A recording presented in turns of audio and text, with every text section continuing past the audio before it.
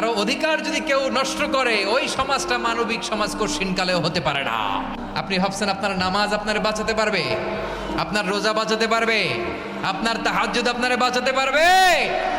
আপনি অধিকার নষ্ট করলে কিছুই আপনারে বাঁচাতে পারবে না।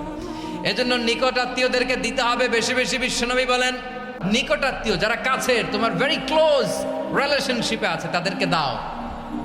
দাও, দিলে বাড়িয়ে দেয় কে? অনেকে দিতে চায় না, কৃপণতা করে। দিলে বাড়ায় দেয় কে? ও মিয়া, মদিনার মধ্যে সবচাইতে গরিব সাহাবী ছিল বেলাল রাদিয়াল্লাহু তাআলা আনহু। ওনার এন্টায়ার অ্যাসেট, সম্পদের পরিমাণ কতদূর জানেন? একটা লুঙ্গি। টোটাল ওয়েলথ এস্টিমেশন, টোটাল সম্পদের পরিমাণ বেলাল রাদিয়াল্লাহু তাআলা আনহুর কি ছিল?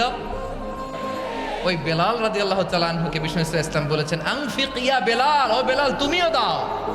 ওয়ালা তাখশা মিন যিল আরশি ইখলালা, আরশের অধিপতির তো কোনো ঘাটতি নাই, তুমি দিলে ওই আল্লাহ তোমারে বাড়ায় দিবে।